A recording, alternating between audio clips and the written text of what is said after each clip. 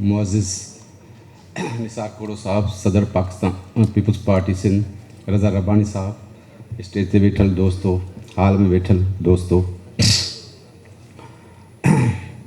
ही जेको 28वीं तरमीम या 18वीं तरमीम के पोइते धिकण या NFC में कटौती या कराची के विफ़ाक़ जे हवाले करण जूं ॻाल्हियूं आहिनि, इहे 1900 नयूं न आहिनि, 1948 खां वठी शुरू थी वई। जेके चवनि था त जेको आहे सो कराचीअ खे विफ़ाक़ जे हवाले कजे, उहे मूंखे उहो ॿुधाइनि त कॾहिं जेको आहे सो कराचीअ मां विफ़ाक़ हथ कढिया या कॾहिं कराचीअ खे विफ़ाक़ न हलायो। 1948 में कराचीअ खे मुल्क ठहण खां अॻु मुल्क आइन त ठहंदो आहे, आइन साज़ असेंबली ठाहींदी आहे। 1947 में पार्टीशन थी, उहो आइन साज़ असेंबली 1954 में टोड़ी वई ऐं 1948 में मुल्क ठहण खां अॻु कराचीअ खे फेडरल टेरिटरी डिक्लेयर कयो वियो ऐं सिंध असेंबलीअ खे हैदराबाद मोकिलियो वियो। 20 साल 72 ताईं कराची मर्कज़ जे हवाले रही, कराची को सिंध गवर्नमेंट जे हवाले कोन हुई। उन खां पोइ इंटरल्यूड आयो 1 यूनिट जे 1956 ऐं 62 जे कॉन्स्टिट्यूशन हेठि जेको 3 जून प्लान पार्टीशन प्लान जी ख़िलाफ़ वर्ज़ी करे 5 सूबनि जे जाइ ते मुल्क खे 2 सूबनि में कन्वर्ट कयो वियो, सूबनि खे ख़तमु कयो वियो ऐं आइन में इहो नुक़्तो विधो वियो त जेसि ताईं कंहिं बि सूबे जी असेंबली सिंपल मेजॉरिटीअ सां 56 जे कॉन्स्टिट्यूशन में रेज़ोल्यूशन पास नथी करे, तेसि ताईं सूबा बहाल न थींदा। जॾहिं वेस्ट पाकिस्तान जी असेंबली 1957 में इहो रेज़ोल्यूशन पास कयो त सूबनि खे बहाल कयो वञे, 1 यूनिट खे ख़तमु कयो वञे, त अयूब मार्शल लॻाए छॾी ऐं पोइ 1962 जे कॉन्स्टिट्यूशन में इहो नुक़्तो विधो वियो त जेसि ताईं का सूबाई असेंबली 2/3 मेजॉरिटीअ सां रेज़ोल्यूशन पास न कंदी, तेसि ताईं सूबा बहाल न थी सघंदा।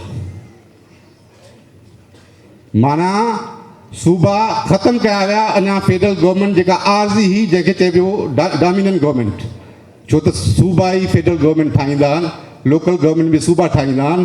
हिते मर्कज़ चए थो त सूबा बि असां ठाहींदासीं, लोकल गवर्नमेंट बि असां ठाहींदासीं। पोइ छा थियो, जॾहिं ॿई कॉन्स्टिट्यूशन 1956 ऐं 62 जेके जिन जो बुनियादु 1 यूनिट ते हो, जिन जो बुनियादु कराचीअ ते 1 यूनिट मुसलत करण जो हो, उहे ख़तमु थिया ऐं मुल्क ठहियो। मुल्क पहिरियों दफ़ो आइन त ठहंदो आहे ऐं शहीद ज़ुल्फ़िकार भुट्टे 1973 में उहो तहफ़ुज़ जेको 1 यूनिट खे हो, उहो कॉन्स्टिट्यूशन जे आर्टिकल 239 में मौजूदु सूबनि खे ॾेई छॾियो। उहो अहिड़ो तहफ़ुज़ आहे त कंहिं बि सूबे जी जेसि ताईं सूबाई असेंबली 2/3 मेजॉरिटीअ सां रेज़ोल्यूशन पास नथी करे, तेसि ताईं को बि सूबो ठही नथो सघे ऐं इहो अख़्तियार सूबे खे पाण खे आहे त उहो सूबो जे अंदरि जेको आहे सो बाउंड्रीज़ में तब्दीली करे या न करे, इहो अख़्तियार विफ़ाक़ी हुकूमत जो न आहे। उन खां पोइ 1973 जे आइन 1 यूनिट ख़तमु कयो, छो त 1 यूनिट जेको आहे सो आइन में ख़तमु थींदो आहे। शहीद भुट्टे 1 यूनिट खे ख़तमु कयो। 1973 जे कॉन्स्टिट्यूशन में सूबनि खे एम्पावर कयो वियो, डेमोक्रेसी ॾिनी वई ऐं पाकिस्तान जो रेफरेंस अॼु ॾींहं ताईं उहा ई गवर्नमेंट आहे। पोइ छा कयो वियो, वरी ॿीहर मार्शल लॉ मारे, मार्शल लॉ मीन्स 1 यूनिट, इहो सुप्रीम कोर्ट बि चयो आहे। वरी मार्शल लॉ मड़ियो वियो, वरी 1 यूनिट ॿीहर 56 ऐं 62 वारो ऐं पोइ 1979 में केरु आयो कराचीअ में मेयर, केरु थियो, जमायत इस्लामी। वरी ॿीहर जमायत इस्लामी, उहे कंहिंजा, उहे मर्कज़ जा नुमाइंदा, उनजे ज़रिए कराची में मर्कज़ हुकूमत करे रहियो। कॾहिं कराचीअ में सूबे जी हुकूमत रही आहे, मर्कज़ जी हुकूमत रही आहे। उन खां पोइ कहिड़ी जमायत आई त पाकिस्तान पीपल्स पार्टी, जेका डेमोक्रेटिक जमायत आहे, जेका माण्हुनि खे राइट्स ॾियणु चाहे थी, उनखे ख़तमु करे इथनिक ऐं सेक्रेटेरियन जेको आहे सो फोर्सिस खे आंदो वियो त जीअं मर्कज़ कराचीअ खे कंट्रोल करे ऐं 2020 ताईं उन्हनि जा मेयर रहिया। कराचीअ ते मर्कज़ जो कंट्रोल रहियो 2020 ताईं। असां खां जेकॾहिं हिसाबु घुरो था त 2023 खां पोइ घुरो जॾहिं असांजो पहिरियों महिर आहे।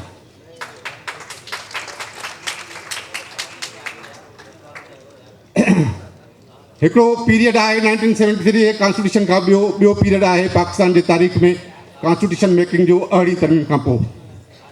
1973 जे कॉन्स्टिट्यूशन में शहीद भुट्टे आवाम जे लाइ हिन धरतीअ ते जन्नत जो ख़्वाबु ॾिठो हो, उहो ख़्वाबु पूरो करणु न ॾिनो वियो ऐं उन अरसे दौरान वरी जदोजहद हली एमआरडीअ जी।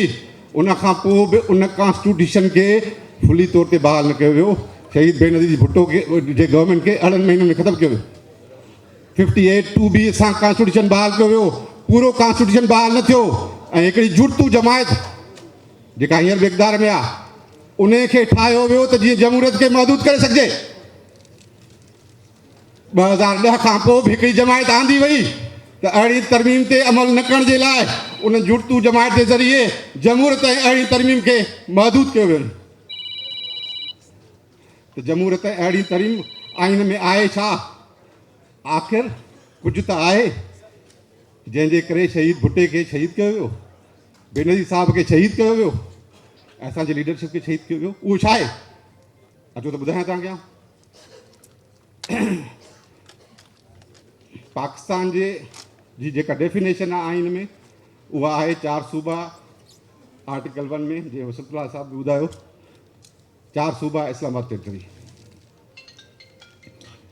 ऐं उन्हनि में माण्हू रहनि था ऐं 4 सूबा गॾिजी फेडरल गवर्नमेंट ठाहींदा आहिनि ऐं उन्हनि 18 तरमीम में फेडरल गवर्नमेंट खे महदूद कयो। फेडरल गवर्नमेंट ठहंदी आहे त जीअं सूबनि जो ख़र्चु घटि थिए ऐं कुझु शेयर्ड रिस्पॉन्सिबिलिटीज़ उनखे मिलनि, उहे उनखे मिलियूं। Shared responsibilities 7-8 ministries. हींअर फेडरल गवर्नमेंट जी 17,500 अरब बजट आहे। 8.2 ट्रिलियन वञे थो डेट सर्विसिंग ते, 2.5 ट्रिलियन वञे थो डिफेंस ते। बाक़ी बि फेडरल गवर्नमेंट वटि 7,000 अरब बचनि था। 12 मिनिस्ट्रियूं त तव्हां 2-2.5 अरब में हलाए सघो था। तव्हां 5,000 अरब सरेंडर कयो न मुल्क खे। हू सरेंडर नथा करणु चाहिनि, 73 जे आइन ते अमल नथा करणु चाहिनि, 18 तरमीम ते अमल नथा करणु चाहिनि। जेकॾहिं तव्हां 5,000 अरब सरेंडर कंदव त पोइ छा थींदो? ख़ुशहाली थींदी। 5,000 IMF घणा पैसा ॾींदो आहे? 700 अरब साल में। तव्हां वटि 5,000 अरब पिया। तव्हां साॻी parallel provincial government federal government में रखी वेठा आहियो ऐं अवाम खे ट्रांसफर करण लाइ तयारु न आहियो। इहो ई 18 तरमीम ऐं आइन आहे।